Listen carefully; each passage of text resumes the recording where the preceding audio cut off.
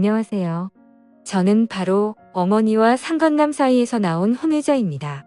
한때는 작가를 꿈꾸기도 할 정도로 글을 능통하게 썼었는데 그간의 세월이 오래되기도 하고 막상 제 사연을 쓰려고 보니 어디서부터 써야 할지 모르겠네요.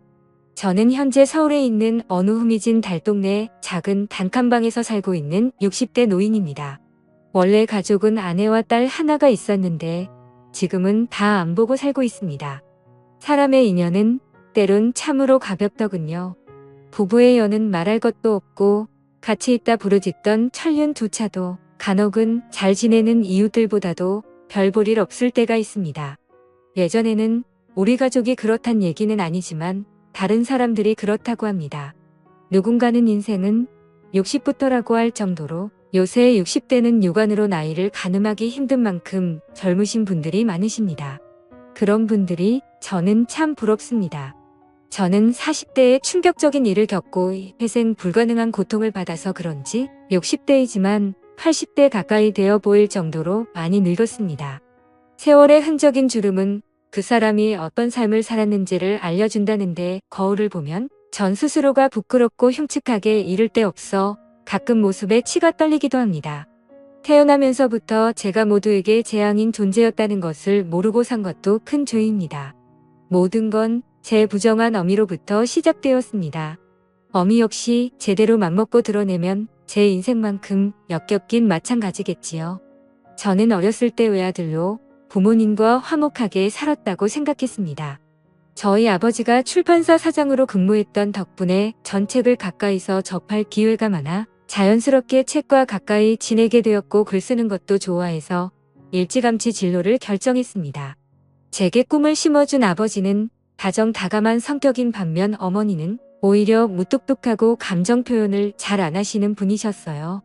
사근사근한 성격이 아니라서 어렸을 때부터 친엄마임에도 불구하고 벽이 있었습니다.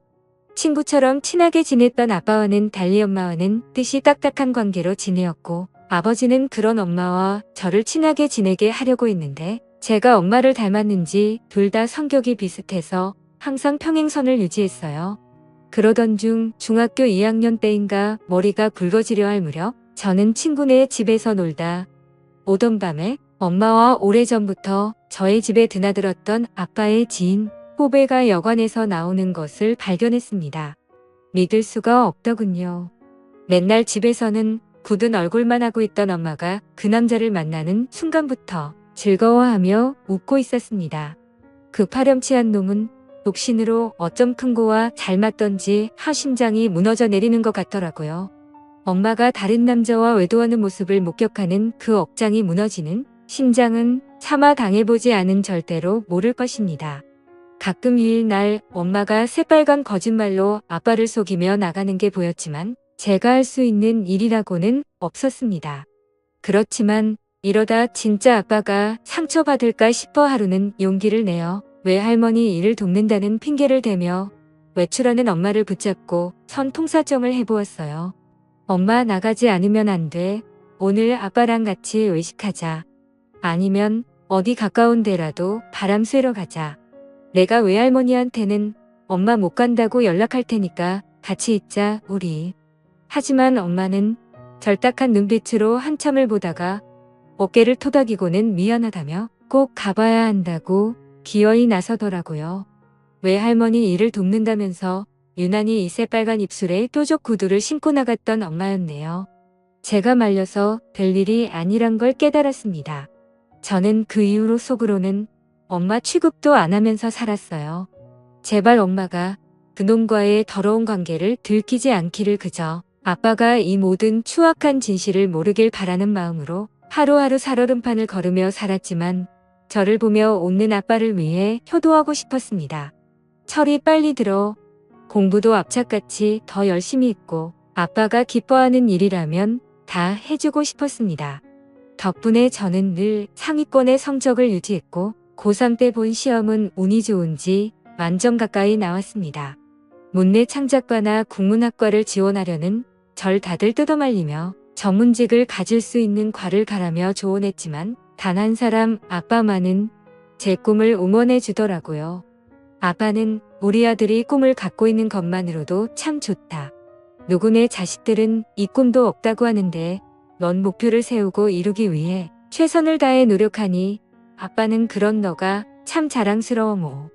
만약 이도저도 안 되면 아빠 출판사에 와서 같이 동업하면 되지 않 그러니 다른 사람 말 듣지 말고 너가 하고 싶은 거 하면서 잘해나가라고 말씀을 해주시니 어찌나 감사하던지요. 저는 아빠의 조언을 가슴 깊이 새긴 채 든든한 아빠의 배움을 받고 시험장을 들어가려 하는데 끼익하는 소리와 동시에 사람들이 웅성거리는 게 아니겠어요. 별달결에 보니 맙소사 방금 전까지 절 바래다주며 시험 잘 보라던 아빠가 제 눈앞에서 교통사고를 당하셨습니다. 저는 차마 믿지 못할 현실에 정신이 아득해져 왔고 사람들을 물리치고 아빠를 껴안으며 우리 아빠 좀 살려달라고 엉엉 울었습니다. 대학 시험이고 나발이고 아빠를 쫓아 병원으로 향했습니다. 아빠는 혼수 상태로 4일 정도 있다가 깨어나셨고 교통사고의 대가는 참으로 인정하기가 흡독했어요. 차와 추돌할 때 다리를 잘못 다쳤는지 제 기능을 하기가 어렵다 하더라고요. 아빠는 절망하며 힘겨워했지만 애써 가족들에게 괜찮은 척하며 그 와중에도 제 포기해버린 대학 시험을 걱정하시며 진심으로 미안해 하셨습니다. 저는 아빠의 손을 꼭 잡고 시험은 어차피 해마다 있으니 괜찮아요. 자신 없었는데 차라리 잘 됐죠 뭐. 1년 동안 공부 준비 더 열심히 해서 좋은 성적 거두면 되니까 아빠 몸이나 신경 쓰세요. 라고 어른스럽게 얘기해주니 아빠는 저를 붙잡고 미안함에 하염없이 우셨네요. 엄마는 그런 저의 부자를 뜬 모를 시선으로 응시만 하시더라고요. 대체 엄마란 여자는 무슨 생각을 하고 있는지 머릿속을 해보하고 싶을 정도였습니다. 아빠는 장애의 판정을 받게 되었고 휠체어 신세를 지게 되었습니다. 양심은 있었는지 엄마가 열심히 아빠의 재활훈련을 돕긴 했어도 두 다리로 몸을 지탱하긴 어려웠어요. 다만 저는 그날의 트라우마 때문인지 이상하게 해마다 대학 시험을 볼 때면 식은땀과 불안함이 절정적으로 너무나도 힘들게 했습니다. 시험 보는 내내 귓가에 브레이크를 밟는 기청청이 들려 그것 때문에 저는 3번의 시험을 모두 망쳐버렸습니다. 결국 저는 대학을 포기하게 되었어요. 군대를 다녀오니 어느새 전 20대 후반으로 접어들었고 변변한 직업 없이 글에만 올인하겠다며 글을 쓰니 어느 순간 30살까지 되어 이제는 집안에 손 벌리는 것이 치욕스러운 일이 되어버렸습니다. 죄책감에 이루 말할 수 없던 저는 결국 글 써서 밥 벌어먹겠다는 꿈을 접고 평범한 중소기업에 취직했습니다. 그리고 그곳에서 만난 동갑내기 직장 동료와 3년 연애 후 결혼을 하게 되었습니다. 아내는 늦은 나이 때문에 아이를 빨리 가지려고 노력했지만 번번이 습관성 유산을 하게 돼버려 결국 직장을 그만두고 아이를 기다렸습니다. 아내는 회사를 그만둔 지 5년 만에 임신이 되었고 10달 후 예쁜 딸을 보게 되었어요. 하지만 기쁨이 채 가시지도 전에 우리에게는 또 다른 비극이 찾아왔습니다. 우리 아버지께서 당시 높은 지대에 있는 단독주택에 살고 계셨는데 아빠는 혼자 휠체어를 끌고 나왔다가 비탈길의 속도를 이기지 못하고 사고가 일어나 60대 중후반 이른 나이에 저 세상으로 떠나고야 말았네요. 아빠의 묘 앞에서 얼마나 울었는지 모릅니다. 하지만 엄마는 독하게도 사람 갈 때 되었으니 간 것뿐이라며 눈물 한 방울 흘리지 않은 채 묵묵하게 장례식을 진행했고 손님들을 맞았습니다. 속으론 아무리 딴 맘을 품고 있을 지언정 겉으론 아마 상중 찾아온 손님 생각해서라도 슬픈 척하는 성의 정도는 보였으면 좋았을걸. 뭔가 정남이가 떨어지더군요. 심지어 처갓집에서도 엄마의 이런 태도에 대해 의아하게 생각했는데 이런 뒷말들을 듣게 하는 것도 저는 너무나 짜증이 났습니다.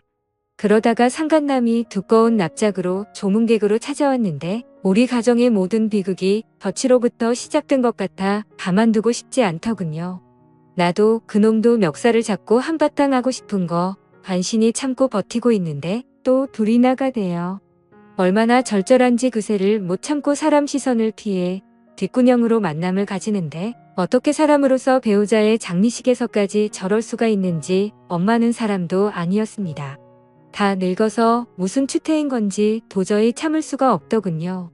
눈이 뒤집힌 저는 더러운 그것들을 끝내줄 요량으로 단단히만 뒤집고 뒤쫓아갔는데 태훈이에게 내가 사실 친아버지란 거 정말 평생 감추며 살 거야. 이젠 그 남자도 저 세상 갔으니 알아도 되지 않아 순간 제 귀를 의심했습니다. 친아버지라며 제 친아버지는 지금 장례식장에서 고인이 되신 분인데 제게 또 다른 친아버지가 있단 말입니까? 세상에 이게 무슨 소리던가요? 부들부들 몸이 떨려오는 제 귓가에 엄마의 음성이 이어들렸습니다. 자기가 태훈이한테 친부라는 걸 밝히고 싶은 심정은 알겠지만 벌써 태훈이 나이 40인데 이제 와서 밝히면 뭐하겠어? 그냥 난 태훈이가 저 세상 간 그 사람이 자기 애비라고 알고 살았으면 좋겠어. 나한텐 악마 같은 짓을 했지만 그 사람이 태훈이한테 정을 많이 줬어야지. 물론 그 사람도 자기 자식이 아닌 걸 몰라서 잘해줬겠지만 라고 얘기를 했습니다. 분명 더러운 짓거리를 한 건 그들인데 제가 마치 불륜을 들킨 것 마냥 심장이 두근거리더라고요. 저는 예기치 못하게 그들의 공범이 되어 있었습니다. 사실 진짜 더러운 존재는 저였습니다.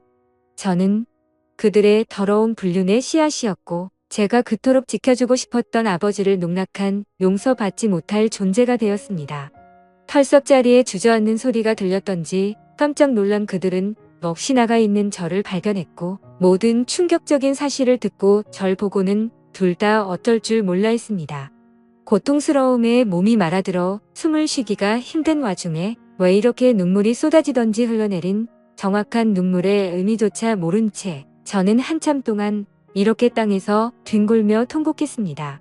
아버지 장례식에선 눈물 한 방울 흘리지 않던 엄마가 그런 제 모습을 보고 덩달아 눈물을 떨어뜨리더라고요. 미안해, 태훈아. 이런 식으로 알게 하고 싶진 않았는데 사실 내 아버지는 아무 소리 하지 마. 엄마는 어떻게 이렇게 한결같이 잔인할 수가 있어. 엄마는 악마야. 절대로 용서받지 못할 끔찍한 사람이라고. 나 엄마 죽어도 용서 못해. 이젠 우린 끝났어. 다신 보지 말아요. 이 지긋지긋한 악연 모두 다 끝내자고요 라고 하자 엄마는 입술을 깨물고는 억울한 듯 제게 항변했습니다. 잔인한 건 네 아버지 아니 그 사람이야. 내가 평생 어떻게 살아왔는 줄 알아? 살면서 일이 잘못되면 모든 원망을 나한테 쏟으면서 내 피를 말린 사람이야 그 사람이. 이혼해달라고 해도 죽도록 안 해주고 차마 말하기도 버거운 심한 말들로 날 아프게 하고 옆에서 감시하고 의심하면서 내 인생을 지옥으로 만든 사람이라고. 사고 이후로 몸이 불편해지고 회사판 돈으로 사기당하고 말아먹고 재산이며 뭐며 다 없애버린 후 뒷감당은 나한테 지우고 그래서 내가 지금 보험회까지 하면서 이 나이 되도록 네 예비 빚에 허덕이고 있는데 이 정도면 네 아빠가 나한테 충분히 벌 주고 있는 거 아니니? 저는 모든 할 말을 잃고 그냥 뒤돌아섰습니다. 저 따위 말을 지금 변명이라고 하는 건가요? 저더러 이해하라고 하는 겁니까? 아버지 장례식에도 제 존재 자체가 불순하고 죄스러워 차마 들릴 수가 없었어요. 멀리서나마 아버지 가는 길을 지켜보고서 무릎을 꿇어 비록 자격 없는 저이지만 아버지에 대한 마지막 예를 마쳤습니다. 아니나 다를까 아빠 돌아가신 후 3개월 좀 넘어서 엄마는 상간남이랑 살림을 합쳤습니다. 웃긴 건 뻔뻔스럽게도 제가 나갈 정만 골라 제 아내와 손녀를 만나러 자주 들렀다 하는데 백화점에서 비싸게 파는 아기 옷들 어머니께서 사왔다며 아내가 무척이나 좋아했어요. 허나탐 지 않았던 전 아내의 손에서 그 옷들을 빼서 가위로 찢어버렸습니다. 그러던 어느 날 어머니는 제가 집에 있는 줄도 모르고 버젓이 상간남과 집에 왔는데 물 만난 고기 마냥 아빠 돌아가신 후 상간남과 함께하는 삶이 즐거운지 아주 신수가 흔하다이다. 아내는 어머니께서 우리를 위해 준비해준 거라며 받은 돈봉투를 내밀고는 딴에는 시어머니와 절 화해시킨답시고 노력했지만 전 보란 듯 아내의 손에 돈봉투를 빼서 딱지 내리꽂듯 내팽개쳤네요. 그 모습을 본 상간남 나부랭이가 서류를 하나 내밀고 꼴값을 떨며 말하더군요. 나 돈이 전에 아버지처럼 내 꿈을 이루게 해주기 위해 노력하고 싶다. 습작한 것들을 보니 그래도 꽤 재능이 있는 편 같은데 아비 노릇하는 게 아니라 너의 재능을 봐서 내가 책을 내주고 싶어라고 짓거리는데 책이고 뭐고 그냥 꺼지라고 했습니다. 아내에게는 모든 것을 다 털어놓고 저는 그들하고 의절을 하고자 했어요. 하지만 아내는 도무지 제가 이해가 안 된다는 듯 그간 그들이 쳐놓은 공작에 걸려서 그랬는지 어머니와의 천년을 배반한 저만을 탓했습니다. 사실상 당신을 잘 키워주신 분이 긴 하지만 엄연히 따지면 돌아가신 아버님과는 아무 혈연관계가 없잖아. 그것 때문에 왜 진짜 천년관계인 친어머니를 끌어내려고 하는데 친아버지 친어머니 이제 다 만났 은데 화합해서 행복하게 살 날만 남은 거 아니야. 돌아가신 아버지 집에서 당신 이런 마음 알아주기라도 해서 뭐 한 푼이라도 도움 준대.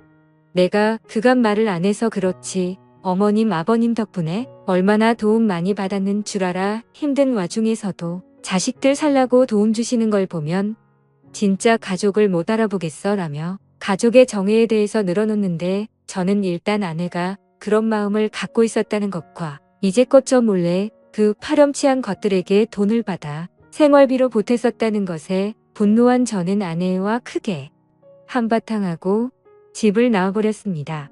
저는 그렇게 생각해요. 오직 천년이라는 관계 하나로만 본다면 제가 그들에게 한 짓은 죄가 되어 마땅합니다. 짐승보다도 못한 죄를 저질렀지만 어쨌거나 그들은 제 친부모니까요. 하지만 전 저를 키워주시고 사랑으로 길러주신 아버지의 정이 자꾸만 생각나서 저를 향한 그 큰 사랑이 떠올라 그 마음을 은혜를 묻히게 하고 싶지 않습니다. 천년보다 더 큰 것은 은혜라고 생각하니까요. 아내도 저도 잘못한 것이 없고 서로 의견이 맞지 않은 건 어찌 보면 당연한 거지만 저는 더 이상 아내 얼굴을 보기가 힘들더군요. 그리고 더 정확한 이유를 들자면 여자를 믿을 수 없다는 게 제 결론입니다. 아내는 모르지만 혹여나 아내가 저 몰래 다른 놈의 아이를 임신한 게 아닐까? 저는 마음에 걸려서 몰래 유전자 검사를 했다가 친절하고 확인한 후 안심하고 또 그런 제 모습에 실망하고 아내와 딸에 대한 미안함이 밀려들어 한동안 방황하고 너무나 괴로웠습니다. 아내에 대한 의처증 증세도 보이려 하고 아내의 모든 말과 행동이 너무나 의심이 들면서 살았는데 정신이 들어보니 아내가 제발 그만하라며 울고 있더라고요. 정 견디질 못하고 아내와 딸을 떠나버렸고 결국 이혼하게 되었습니다. 어머니의 부정한 짓에 대한 나비 효과는 결과적으로 제 가정을 잃게 만들었고 가족에 대한 신뢰를 잃게 만들어버렸습니다. 전 혼자가 되어버려서 60이 넘은 이제껏 힘들게 막노동 일하면서 단칸방에서 외롭게 생활하고 있네요. 죽지 못해 사는 맘이 딱 제 상황인 것 같습니다. 다만 한 가지 아른거리는 건 저희 딸이에요. 우리 딸도 이제 대학생이 되었을 텐데 그 아이가 많이 보고 싶어요. 아내도 재혼해서 가정이 있고 그 아이는 아내의 남편에게 아버지라고 부르며 잘 살 텐데 딸에게 혼란을 주고 싶지 않은 마음도 드네요. 제 사연을 읽어주셔서 감사합니다.